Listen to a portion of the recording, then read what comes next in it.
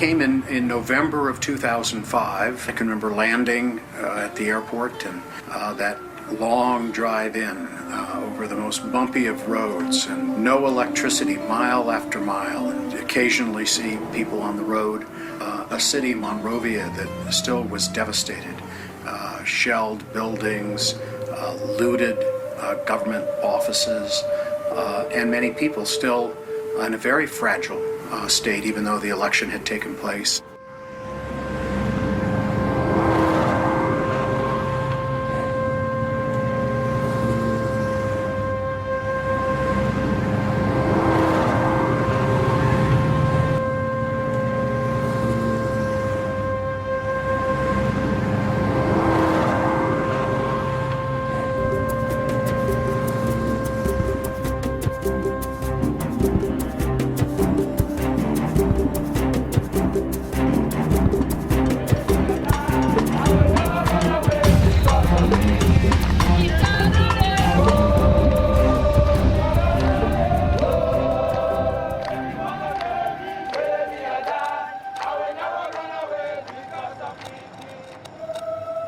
Liberia, which means land of the free, was created in 1847 by citizens of the United States as a colony for former African American slaves.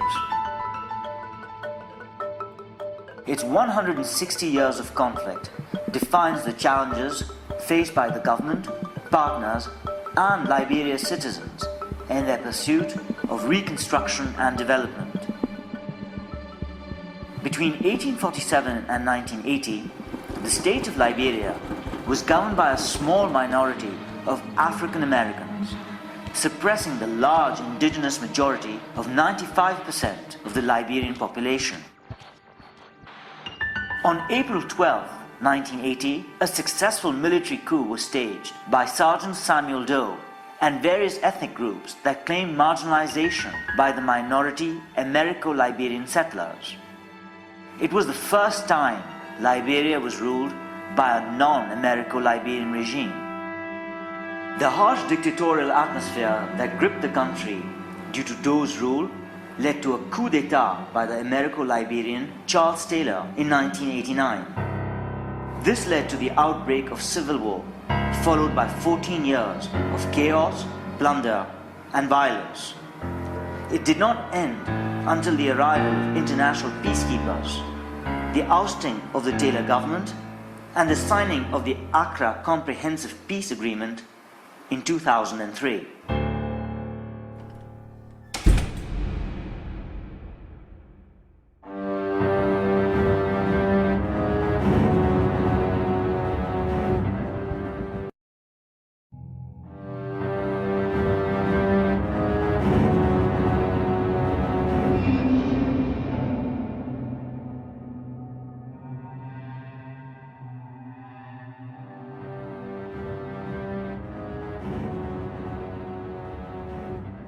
The election of Africa's first female president was a major milestone in Liberia's journey. It was a key transition from the desperation and brutality of war towards peace and prosperity. I want to talk to the women. The women of Liberia, the women of Africa, and the women of the world. However, 14 years of civil strife and a long history of economic mismanagement have taken their toll on Liberian society and its economy. The country still faces persistent humanitarian needs that must be overcome before a thorough reconstruction can be achieved. Thus, big challenges remain.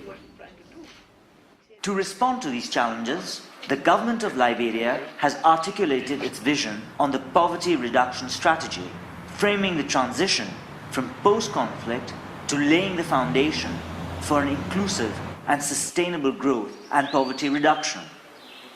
The period of the poverty reduction strategy from 2008 to 2011 is not an end in itself, but represents a process towards long-term development that will continue well beyond 2011.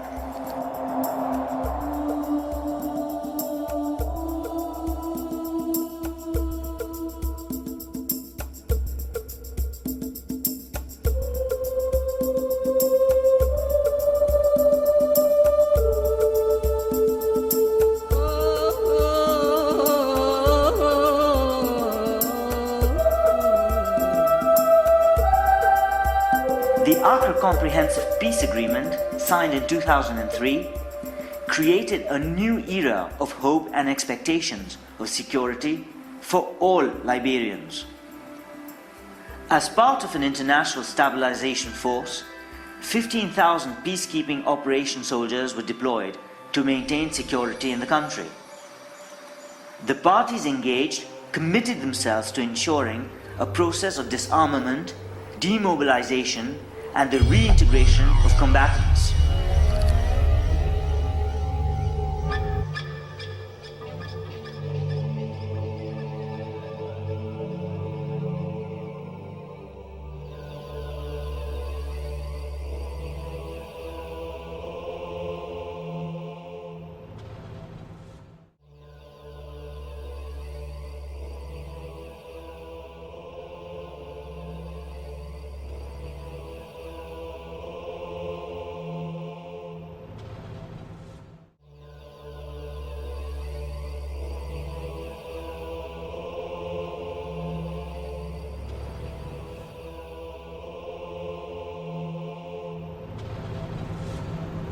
Though the threat of an armed conflict has reduced, the rise in armed robbery and related secondary crimes, and particularly rape, represent significant threats. This problem is linked to high unemployment among ex-combatants and ex-servicemen. The central goal for the security sector is to create a secure and peaceful environment that is conducive to sustainable, inclusive, and equitable growth and development. The government is aiming to restructure and reform security institutions, strengthen human and personal security, and build and maintain regional peace and security. I will never run away because of meeting.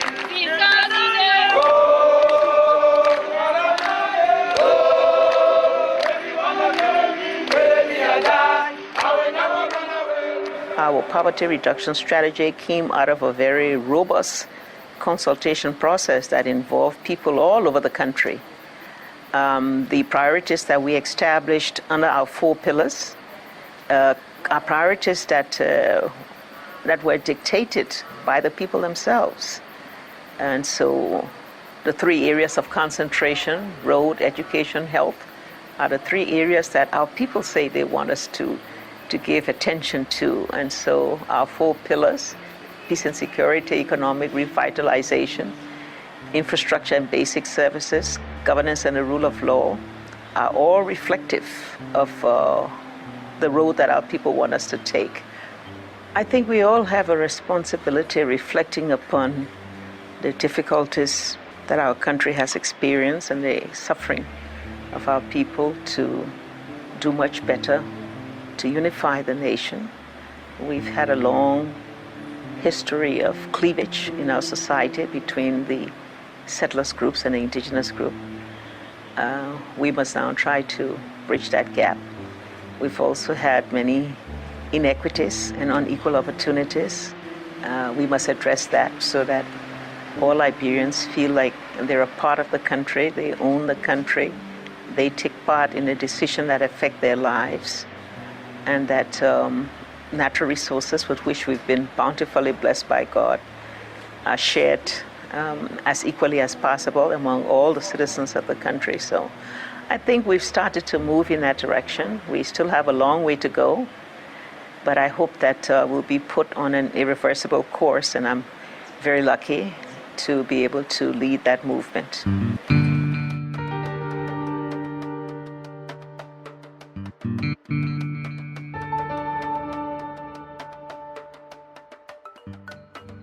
The security challenges which are there are basically 2-3 kinds of problems availing over here. There are the crimes which are committed by the local people, but overall situation in the area, especially in the Lofa County, is calm. We are here to provide protection to the UN departments, the different kind of agencies which are working in the Lofa County. From the very beginning of the mission, of course, one of the major aim of the United Nations was here to stop the hostilities and to provide a peaceful environment, which, in my opinion, they successfully did in 2003 and 2004. Also, the disarmament of the warring factors happened, so there are no more rebels, there are no more hostilities in Liberia.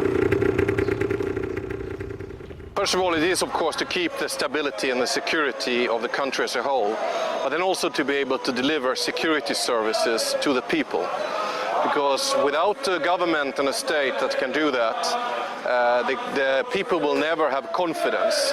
And if you don't have people or confidence in the state and the government's ability to do that, you will never have proper peace. All female, come out! All female, come out! Come out! We help with the re-establishment, refocusing, and implementation of the national security sector strategy, which was drawn up by the government of Liberia with the support of the United Nations mission in Liberia. We have been able to help train over 2,700 police officers since the Accra Comprehensive Agreement. Now we are looking at how we can deploy them in the various counties in the country. The key challenge is to build up the capacity of the Liberian National Police and the various security agencies up to a level that they can deal with internal security.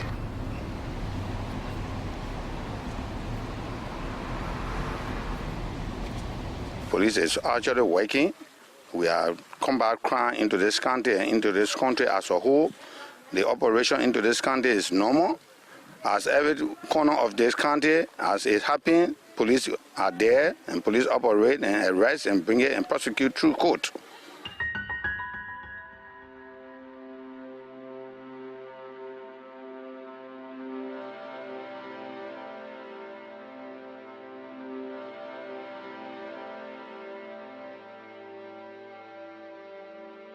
The project was called Development for Small Arms.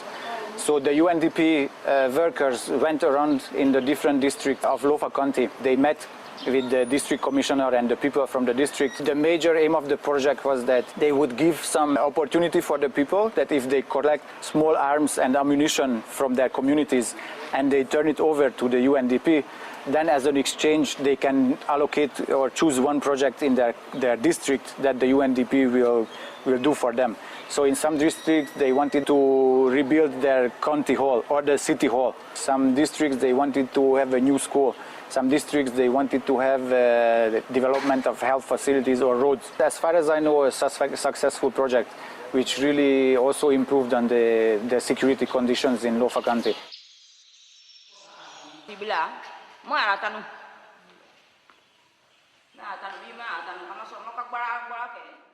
This whole Arm for Development program started when UNDP met us in the various communities, talked to us in order to talk to our brothers and sisters that took part in the conflict, as we call them, ex-combatants, to try and show all the hidden arms and ammunition.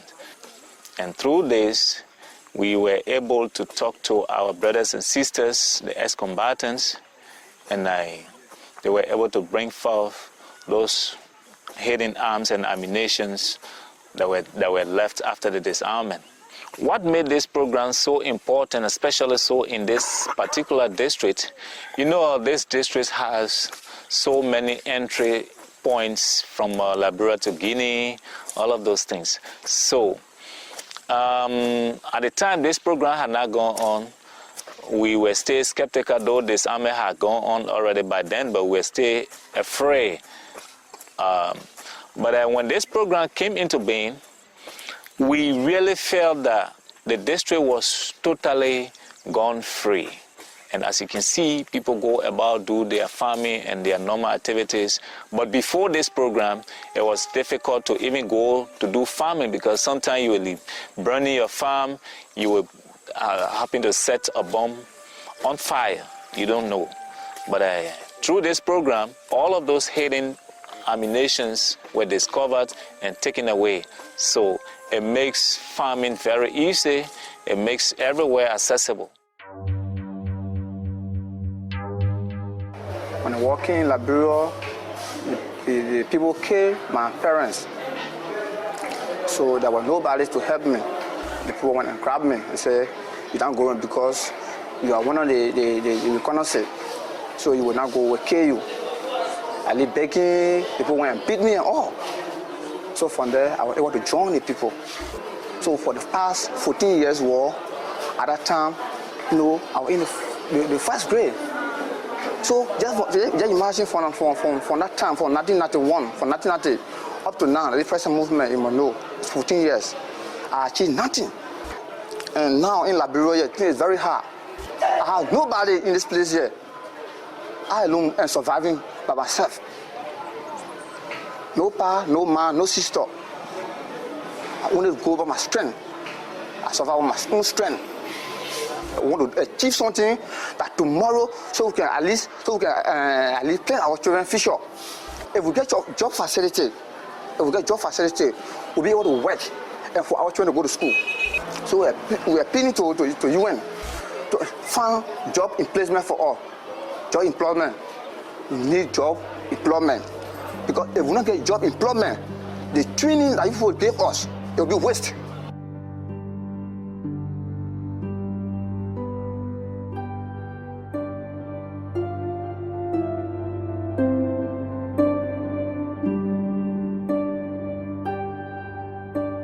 The main program is the reintegration of ex-combatants into the workforce and trying to reintegrate them into society and develop some skills there. So there's 11 formal ex-combatants working for us as part of this program. So UNDP had paid half their salary and we paid half, but now we took them onto our payroll the 1st of May when the program was over.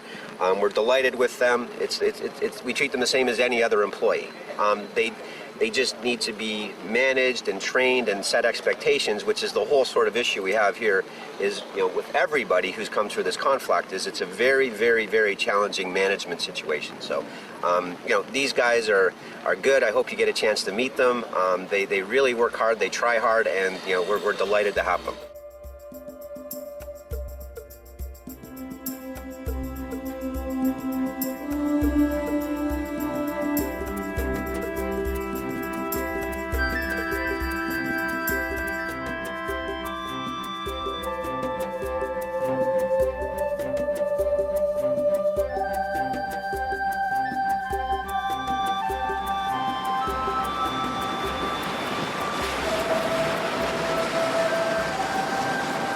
Almost 2/3 of Liberians live below the poverty line, lacking access to electricity, clean water and sanitation facilities, and acceptable housing.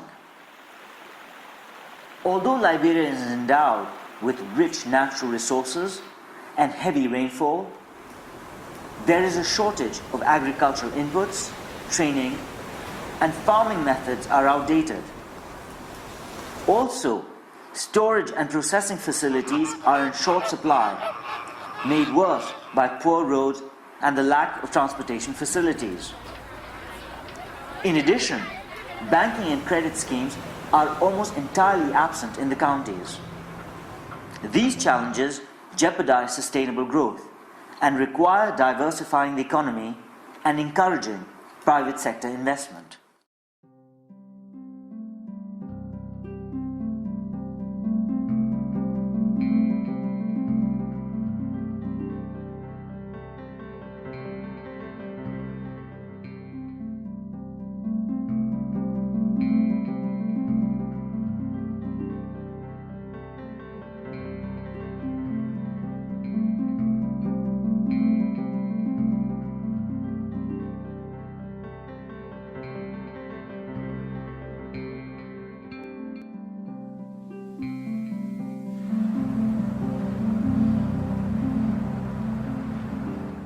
The first challenge is employment for our young people. We have thousands and thousands of young people who do not have the education and skills because during the conflict they were child soldiers, they were victims of war. Today we have to prepare them for jobs and we have to find jobs for them because they're very vulnerable and could easily cause problems in a society.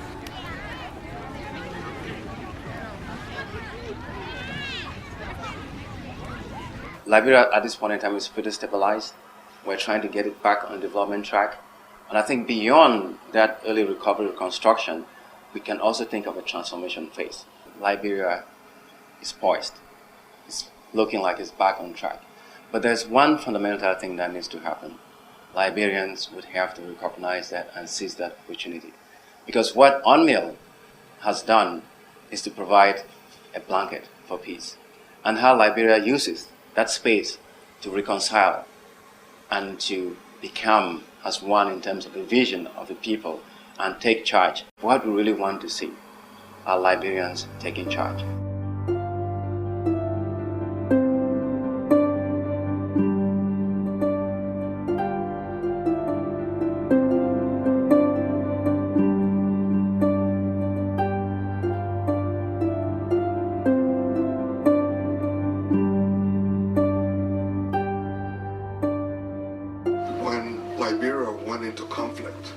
We suffered from a brain drain, and the best and brightest Liberians left the country. We are now trying to reverse the brain drain and turn the brain drain into a brain gain. And so our key challenge right now is to build the human capacity of our government and to also build the institutional capacity of our government so that together we can have people, qualified people, to deliver on our poverty reduction strategy.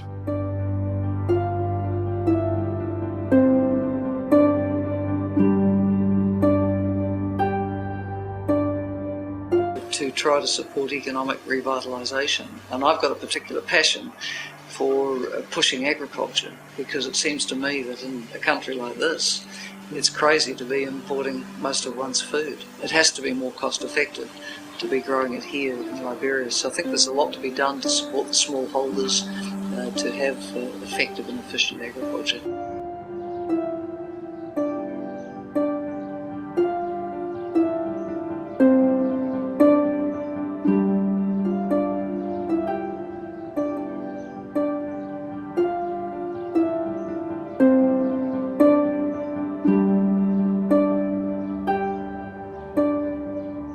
The Millennium Village is what we call a quick impact initiative. It is to show that the MDGs are achievable in a shorter time span, 5 years, and at the rural district level, the village level. Education, health, agriculture, and water and sanitation. Those are the main blocks, which also are reflected in the poverty reduction strategy.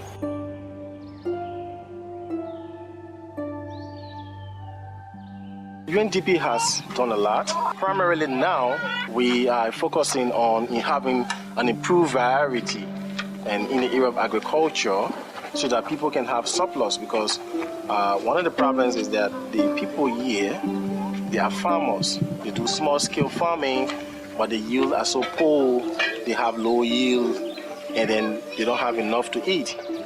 With the MDGs being implemented in Kokoya, a lot of people will feel that there will be a lot of urban-rural migration. People will then leave from the urban area and come to the rural area because we'll have these facilities. We are above 50 to 60 per day. Millennium Village came in with some idea, but mostly they are doing intensive training. And also, which I'm part of that, I have been benefited, and also the CM have been benefited. We do not have any light here, but mostly we do the emergency cases at night. Like yesterday, we have about 4 cases that came at night and we not have no light. So we believe that if the Millennium Village come in, that's the thing we want them to help out to improve the system here.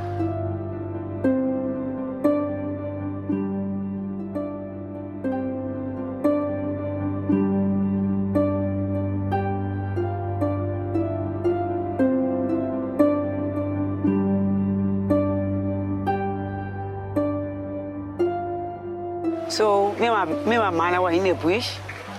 Then I grab my mother keyhole. And my little. So when near bush now, my children start dying upon 10 children. 10.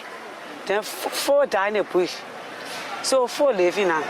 So we are crying in the bush now. So the person, no food at all, just getting solar now. So they come at the person, they kind of bush and they rape me. 3 boys, they rape me in the bush. Yeah, we want some more help now for all to get our children in from. We got our children. But when learn something to eat on it, so we're baking it for all to help now.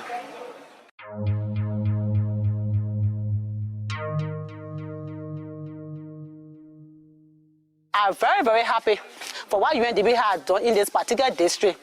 UNDP came again with a loan, and they said that they want to help the women by giving them a loan. And we have 60 women from the beginning who benefited from that loan. But we don't have no skill and we're not educated. So we want for UNDP to please help us for skill training. This is why UNDP brought the skill training and said at least we don't go to school, but at least when we learn how to do something for ourselves, it will benefit us. So they came again and they brought the skill training, which 50 women were sent for that skill training. The skill training, UNDP supported it. We had 2 staff who were teaching the people. They graduated this year, and only 40 were qualified. The program is really improving their life by beginning to send our children to school, and also backing that statement with the tailoring that they will be able to sew their children clothes, not to go stay in the market and buy their children's suit.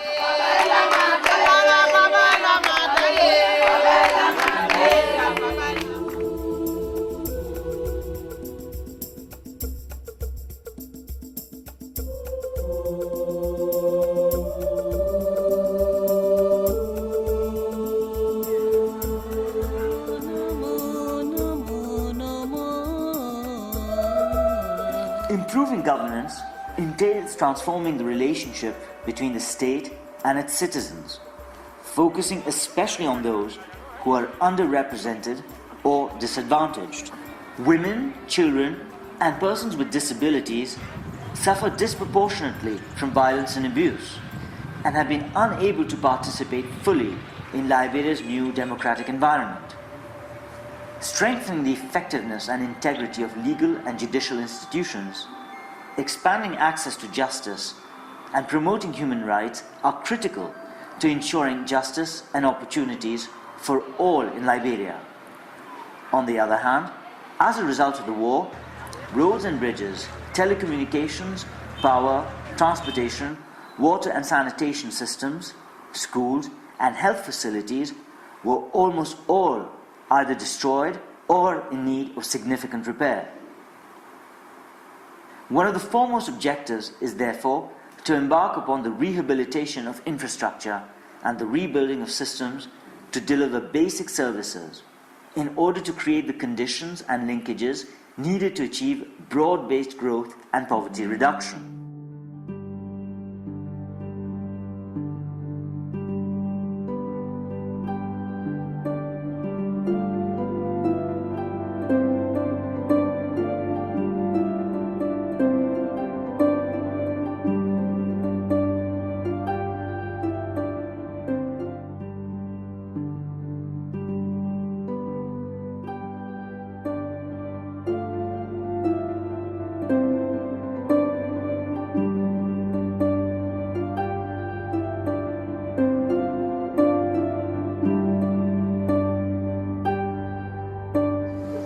There's so many things that need to be worked on in Liberia, and you can't do everything at once, so you have to be strategic.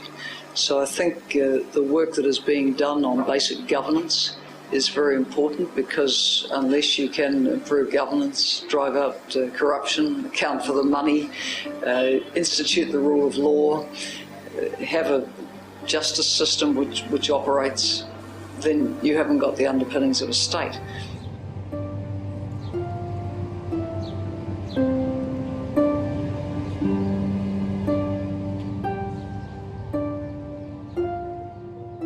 Hope to map out 18 months study throughout the breadth and life of this country, where people will speak out their minds about their identity, about their culture, about their language, about their symbol, so that at a national conference it will be endorsed and become what the people want to see. How do you tell a Liberian from other Africans? We need to study this so that we really have our identity spelled out and accepted by all of us.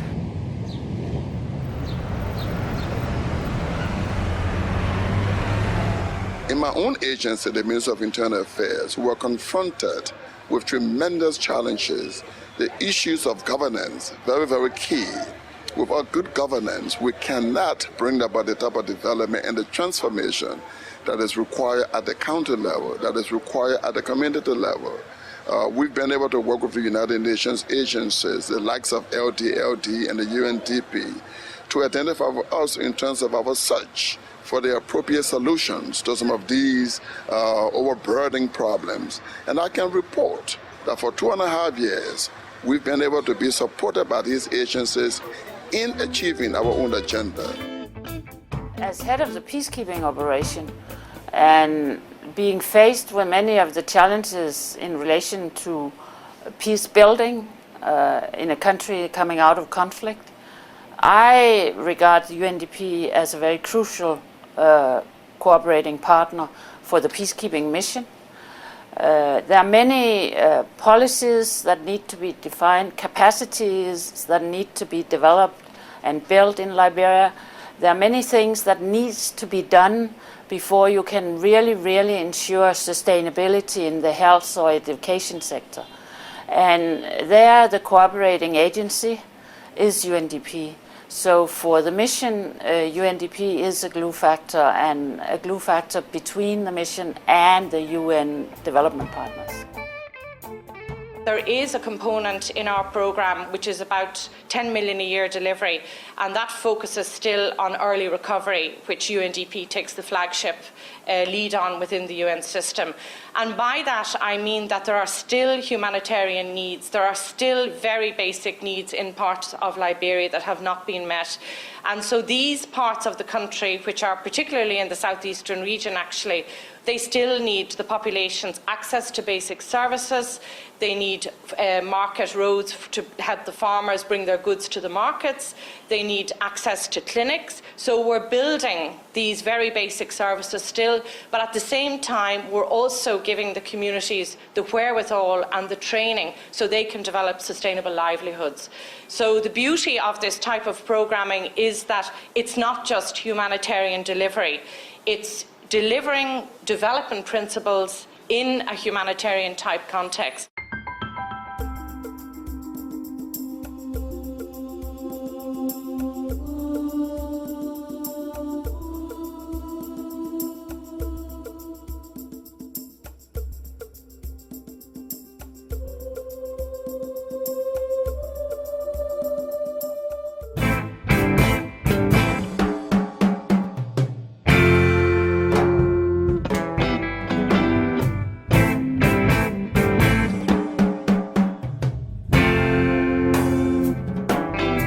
Peace building in Liberia embodies a vision of a society that is peaceful and that respects and protects the rights of citizens. Liberians themselves are responsible for the development of their country. We need to create a common vision, ensuring that disputes and tensions, which are normal to any society, are handled in a way that prevents their escalation into organized violence. Liberians working together, united for the development of the country, with a common vision looking forward, is the only way to ensure sustainable development and lasting peace.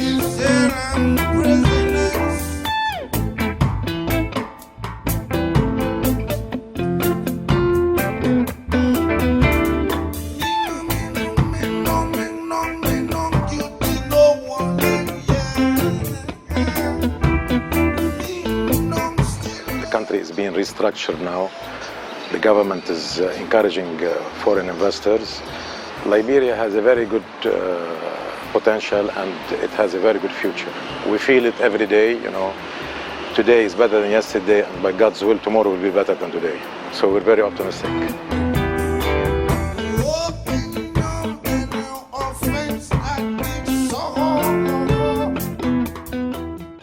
My dream for this country is that we truly get united. It's united people that can develop. If you are divided, one side will be developing, other people will be destroying. I'm hoping that we will have a united country. We hope there will be rule of law and that every citizen will truly feel part of this country.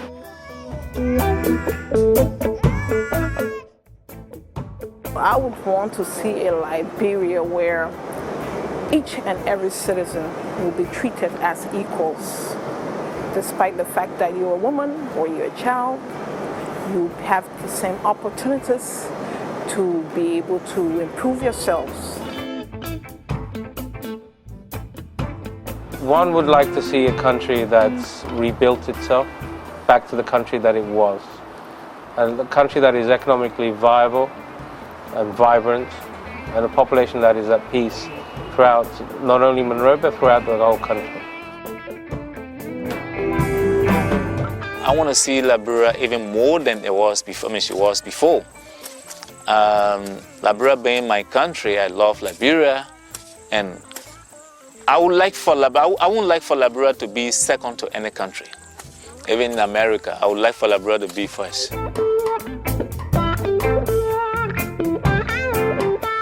We attain sustainable peace and build our country and live within the premises of everybody and be accepted.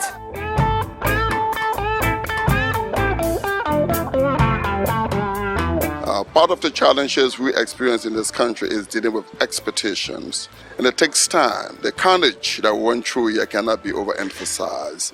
The annihilation, the destruction of lives, the destruction of property, it takes a lot to be done. Liberia's challenges today did not just come as a result of the Civil War. No, the Civil War was a manifestation of what had been 160 years of a system that didn't work for the people. So you don't change what happened 166 years plus overnight. It takes time. And therefore, in trying to deal with these challenges, we also bear in mind that we have to deal with the expectation games, that this thing is not going to happen overnight. Well, I believe we already have a common vision.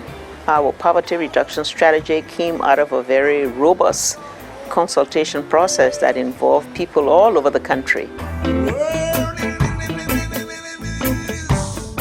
Get out of the airport, and that road that we're on has become a national highway that stretches along the entire coast of Liberia. It's paved, it's well maintained, and as you're driving along that road, you see village after village that's got a school where kids are attending, that there are clinics where you get good health care.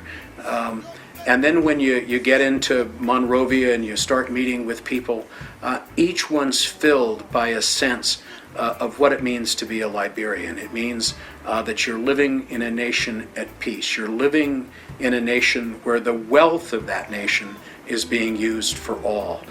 You're living in a nation where no longer is it tolerated that your 9-year-old granddaughter will be subject to being raped. You're living in a nation that's at peace with its neighbors, and I hope that you're living in a nation whose army is not focused any way inward, but they're actually serving in United Nations peacekeeping missions in other places in the world that need to follow the example of Liberia of becoming peaceful, stable, and prosperous.